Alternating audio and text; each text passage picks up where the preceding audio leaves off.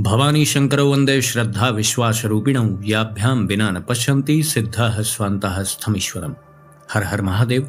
हार्दिक स्वागत करता हूं आप सभी भगवत प्रेमी दर्शकों का आपके अपने ही YouTube चैनल जगत पिता शिव में। भगवान श्री भद्रेश्वर महादेव जी की कृपा से आप सभी स्वस्थ सकुशल और प्रसन्न होंगे, ऐसा मुझे विश्वास है। तेजसी शांभवी मूर्ति प्रत्यक्षा दहनात्मिका कर्त्री हर्त्री पालयित्री विनयिताम किम विलोक्यते।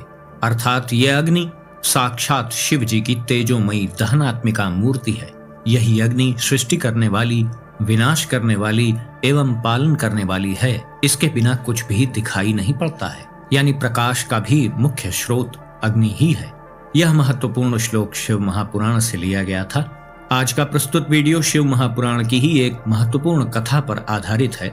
सृष्टि के कल्याण के लिए महादेव जी ने असंख्यों अवतार ग्रहण किए हैं। उन्हीं अवतारों में एक अवतार है यक्षेश्वर अवतार। शिव महापुराण के मूल संस्कृत श्लोकों के सहित आज हम जानने का प्रयास करेंगे कि इस अवतार के माध्यम से महादेव जी ने क्या क्या चरित्र किए।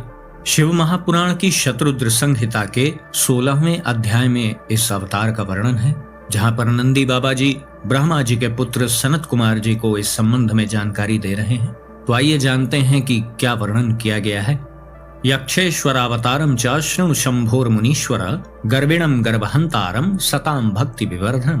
अर्थात नंदी जी सनत कुमार जी से कहते हैं, हे मुनीश्वर, अब आप भगवान शंभु के यक्षेश्वर अवतार को सुनिए, जो अहंकार से युक्त जनों के गर्व को नष्ट करने वाला तथा सज्जनों की भक्ति का संवर्धन करने वाला है। पुरा देवाश्च दैत्याश्च पीयूषार्थम महाबलाः क्षीरोदधिम ममंथुस्ते सुकृता स्वार्थ संध्या। अर्थात पूर्व काल में महाबलवान देवता एवं दैत्यों ने अपने अपने स्वार्थ सिद्धि के लिए आपस में भली भांति संधि कर अमृत प्राप्त करने के लिए क्षीर सागर का मंथन किया था। मध्यमाने मृते पूर्वम क्षीराब्धे सुरदानवै अग्ने समुत्थितम तस्माद् विषम कालानल प्रभम। अर्थात जब देवता एवं दानव अमृत के लिए क्षीर सागर का मंथन कर रहे थे, तो सर्वप्रथम समुद्र में विद्यमान अग्नि से कालाग्नि के समान विष निकला। तम दृष्ट्वा निखला देवा दैत्याश्च भय विह्वलाः विद्रुत्य तरसा ताता शंभोस्ते शरणम ययुः। अर्थात उस विष को देखते ही समस्त देवता और दानव भय से व्याकुल हो गए और वे भागकर शीघ्र ही शिव जी की शरण में गए। दृष्ट्वा तम शंकरम सर्वे सर्वदेव शिखामणिम प्रणम्य तुष्टुगुर भक्त्या साच्युता नतमस्तकाः। ततः प्रसन्नो भगवान शंकरो भक्तवत्सलः पपौ विषम महाघोरम सुरासुर गणार्दनम। अर्थात भगवान विष्णु सहित सभी देवता समस्त देवताओं के शिखामणि स्वरूप उन शिव जी को देखकर सिर झुकाकर उन्हें प्रणाम करके भक्ति पूर्वक उनकी स्तुति करने लगे। उस स्तुति से प्रसन्न होकर भक्तवत्सल भगवान सदाशिव जी ने देवता एवं दानवों को पीड़ित करने वाले उस महाघोर विष का पान कर लिया। पीतम तम विषमम कंठे निदधे विषमुल्बणम रेजे तेनाति सब विभुर नीलकंठो बभूवः। अर्थात पान किए हुए उस महाभयानक विष को महादेव जी ने अपने कंठ में ही धारण कर लिया। उससे भगवान अत्यंत सुशोभित हुए और नीलकंठ नाम वाले हो गए। ततः सुरासुरगणाः ममंथुः पुनरेवतम विषदाः विनुर्मुक्ताः शिवानुग्रहतो खिलाः। अर्थात उसके पश्चात शिव जी के अनुग्रह से विष के दाह से मुक्त हुए देवताओं एवं असुरों ने पुनः समुद्र का मंथन प्रारंभ कर दिया।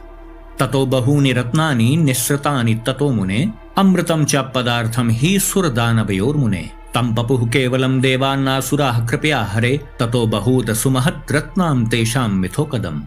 अर्थात इसके बाद देवता तथा दानवों के संयुक्त प्रयास से मथे गए समुद्र से अनेक रत्न निकले और अमृत जैसा उत्तम पदार्थ भी उसी से निकला।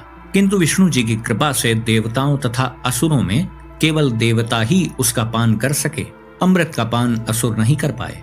और समुद्र से जो अन्य बड़े बड़े रत्न निकले वह भी देवताओं और दैत्यों के बीच द्वेष का कारण बन गया। द्वंद्व युद्धम बभूवा था देव दानवयोर्मुने तत्र राहु भया चंद्रो विदुद्राह तदर्दितः जगाम सदनम शंभोः शरणम भय विह्वलः सुप्रणम्य चतुष्टाव पाहि पाहीति संवदन। अर्थात देवों और दानवों में भीषण द्वंद्व युद्ध प्रारंभ हो गया। तब राहु से पीड़ित हुए चंद्रमा उसके भय से संतप्त होकर भाग खड़े हुए और भय से व्याकुल होकर के शिव जी की शरण में चले गए एवं प्रणाम करके रक्षा कीजिए इस प्रकार कहते हुए उनकी स्तुति करने लगे। ततः सताम भयदः शंकरो भक्तवत्सलः दध्रे शिरश्चंद्रम च विभुः शरणमागतम। अर्थात तब सत्पुरुषों को अभय प्रदान करने वाले भक्त वत्सल तथा सर्वव्यापक शिव जी ने शरण में आए हुए चंद्रमा को अपने मस्तक पर धारण कर लिया। अथागतस्तदा राहुस्तुष्टाव शुप्रणम्यतम शंकरम शकलाधीशम वाग्भिरिष्टाभिरादरात्। अर्थात इसके बाद चंद्रमा का पीछा करता हुआ राहु भी वहां आ गया और उसने सर्वेश्वर शिव जी को भली भांति प्रणाम कर आदर पूर्वक प्रिय वाणी में उनकी स्तुति की। शिव जी ने उसका अभिप्राय जानकर पूर्व में विष्णु जी के द्वारा काटे गए उसके सिर को अपनी मुंडमाला में पिरोकर गले में धारण कर लिया। शिव जी को जब ज्ञात हुआ कि श्री हरि विष्णु जी के चक्र से ही राहु का शीश भंग किया गया है, तो महादेव जी ने राहु को अपनी मुंडमाला में पिरो करके धारण कर लिया। ततो युद्धे सुराः सर्वे देवैश्चैव पराजिताः पीत्वा अमृतम सुराः सर्वे जयम प्रापुर महाबलाः। अर्थात उसके बाद सभी असुर देवताओं से पराजित हो गए। अमृत का पान करके सभी महाबली देवगणों ने विजय प्राप्त की। विष्णु प्रभृतयः सर्वे बभूवुश्चादिगर्विताः बाणानि चांकुरान्तोऽन्तः शिव माया विमोहिताः। अर्थात विजय प्राप्त कर लेने के बाद शिव जी की माया से मोहित हुए उन देवताओं को अत्यंत अहंकार हो गया और वे अपने अपने बलों की प्रशंसा करने लगे। ततः स शंकरो देवः सर्वाधीशोऽथ गर्वः यक्षो भूत्वा जगामाशु यत्र देवाः स्थिता मुने सर्वान् दृष्ट्वा च्युतमुखान् देवान् न्यक्षपतिः स वै महागर्वाढ्य मनसा महेशः प्राह गर्वः। अर्थात नंदी जी सनत कुमार जी से कहते हैं, हे मुने, इसके बाद गर्व को चूर करने वाले सर्वाधीश वे भगवान शंकर यक्ष का रूप धारण करके जहां देवगण स्थित थे वहां शीघ्र गए। अहंकार का नाश करने वाले यक्षपति रूपी महेश ने विष्णु जी आदि देवगणों को देखकर अत्यंत गर्वयुक्त मन से उनसे कहा, किमर्थम संस्थिता यूयं मत्र सर्वे सुरामिथः किमुकाष्ठाखिलम ब्रूता कारणम मेनु पृच्छते। अर्थात यक्षेश्वर अवतार लिए हुए उन महादेव जी ने देवताओं से कहा, हे देवताओं, आप सभी यहाँ एकत्र होकर किस लिए खड़े हुए हैं? मैं इसका कारण पूछ रहा हूँ, आप लोग बताएं। अभूदत्र महां देव रणः परम दारुणः असुरा नाशिताः सर्वे वशिष्ठा विद्रुतागता। अर्थात फिर देवताजन उत्तर देते हैं, यहाँ देव दानवों में भयंकर विकट संग्राम छिड़ा हुआ था जिसमें समस्त असुर विनष्ट हो गए और जो बचे थे वे जान बचाकर भाग गए। वयं सर्वे महावीरा दैत्यघ्ना बलवत्तराः अग्रे अस्माकं क्रियन्तस्ते दैत्या क्षुद्र बलाः सदा। अर्थात देवताओं ने कहा, हम सब बड़े पराक्रमी दैत्यों को मारने वाले तथा बड़े बलशाली हैं। हमारे समक्ष तुच्छ बल वाले क्षुद्र दैत्य भला किस प्रकार टिक सकते हैं। इति श्रुत्वा वचस्तेषां सुराणां गर्भगर्भितं गर्वहासौ महादेवो यक्षरूपो वचो ब्रवीत। अर्थात देवताओं की गर्व भरी अहंकार भरी यह बात सुनकर यक्ष रूपी महादेव जी ने यह वचन कहा, हे सुरा निखिला यूयं मद्वचः शृणुतादरात् यथार्थं वच्मिना सत्यं सर्वगर्वापहारकम् गर्वमेनं न कुरुत कर्ता हर्ता परः प्रभु विस्मृताश्च महेशानं कथयध्वं वृथा बलाः। अर्थात यक्ष स्वरूप धारण किए हुए वह महादेव जी बोलते हैं, हे देवगणों, आप सभी लोग आदर पूर्वक मेरी बात सुनिए। मैं आप सबके गर्व का नाश करने वाला यथार्थ वचन कह रहा हूँ, यह असत्य नहीं है। आप लोग इस प्रकार का अहंकार मत कीजिए। सबका रचयिता और संहार करता स्वामी तो कोई दूसरा ही है। आप लोग उन महादेव को भूल गए और निर्बल होकर भी अपने बल का वृथा घमंड कर रहे हैं। युष्माकं चेत् सहिमदो जानतां स्वबलं महत् मत स्थापितम तृणमिदम छिन्त स्वास्त्रैश्य तैसुराः। अर्थात हे देवगण, यदि अपने बल पर आपको बहुत ही अहंकार है तो आप लोग मेरे द्वारा रखे गए इस तिनके को अपने उन शस्त्रों से काट कर दिखाएं। ऐसा कहकर सत्पुरुषों को गति देने वाले यक्ष रूपी महादेव जी ने उन देवताओं के आगे एक तिनका फेंक दिया, जिसके द्वारा उन्होंने सभी देवताओं का मद चूर चूर कर दिया। अथ सर्वे सुरा विष्णु प्रमुखा वीरमानिनः कृत्वा स्वपौरुषं तत्र स्वायुधानि विचिक्षिपुः तत्रासन विफलान्याशु तान्यस्त्राणि दिवौकशां शिव प्रभावतस्तेषां मूढ़ गर्वापहारिणः। अर्थात इस तिनके को काटने के लिए विष्णु जी आदि सभी देवताओं ने अपने अपने पुरुषार्थ का प्रयोग करके उसके ऊपर अपने अपने अस्त्र को चलाया, किंतु अहंकार का नाश करने वाले भगवान शिव के प्रभाव से उन देवताओं के वे अस्त्र शीघ्र ही बेकार हो गए, निष्क्रिय हो गए। अथासीतु नभो वाणी देव विस्मय हारिणी यक्षोयम शंकरो देवाः सर्वगर्वापहारकः। कर्ता हर्ता तथा भर्ता यमेव परमेश्वरः एतद् बलेन बलिनो जीवाः सर्वेन्यथा नहीं।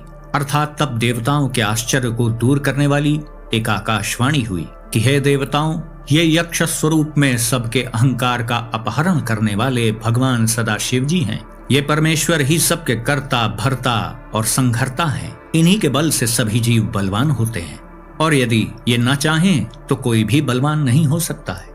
अस्य माया प्रभावाद वै मोहिता स्वप्रभुम शिवम मदतो बुबुधुर्नैवाद्यापि बोधतनुम प्रभुम। अर्थात हे देवताओं, इनकी माया के प्रभाव से मोहित होकर तथा अहंकारवश आप लोग अपने ज्ञान मूर्ति स्वामी भगवान शिव को अभी तक पहचान नहीं सके।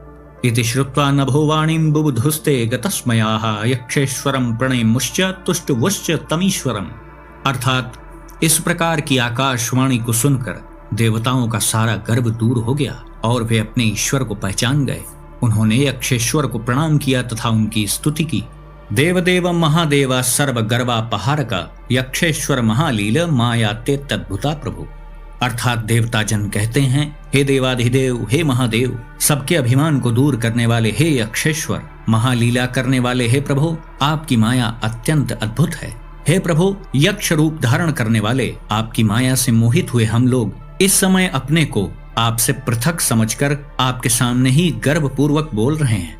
इदानीं ज्ञानमायातां तदैव कृपया प्रभो कर्ता हर्ता च भर्ता च त्वमेवान्यो च शंकर त्वमेव सर्वशक्तीनां सर्वेषां हि प्रवर्तकः निवर्तकश्च सर्वेशः परमात्मा व्ययोद्वयः। अर्थात देवता कहते हैं, हे प्रभु, हे शंकर, अब आपकी ही कृपा से हमें इस समय ज्ञान हो गया है कि आप ही कर्ता हर्ता एवं भर्ता हैं, दूसरा अन्य कोई भी नहीं है। आप ही सभी जीवों की समस्त शक्तियों के प्रवर्तक एवं निवर्तक हैं। आप ही सर्वेश्वर परमात्मा अव्यय एवं अद्वितीय हैं। यक्षेश्वर स्वरूपेण सर्वेषां नो मदो हृतः कृतो मन्यामहे तत्ते नुग्रहो हि कृपालुना अथो सा यक्षनाथो नुग्रह्य वै सकलान् सुरान् विबोध्य विविधैर्वाक्यैस्तत्रैवान्तर्धीयता। देवता कहते हैं, आपने यक्षेश्वर का रूप धारण करके जो हम लोगों के मद को यानी अहंकार को दूर किया है, उसे हम लोग आप कृपालु प्रभु के द्वारा किया गया परम अनुग्रह मानते हैं। यानी देवता यहाँ ऐसा व्यक्त कर रहे हैं महादेव जी के सामने कि आपने हमारे अहंकार को दूर करके हमारे ऊपर अनुग्रह और कृपा की है। इसके पश्चात वे यक्षेश्वर संपूर्ण देवताओं पर कृपा करते हुए उन्हें अनेक वचनों से समझाकर वहीं अंतर्ध्यान हो गए। इत्थं सवर्णितः शंभोरवतारः सुखावह यक्षेश्वराख्यः सुखदः सताम तुष्टो भयंकरः।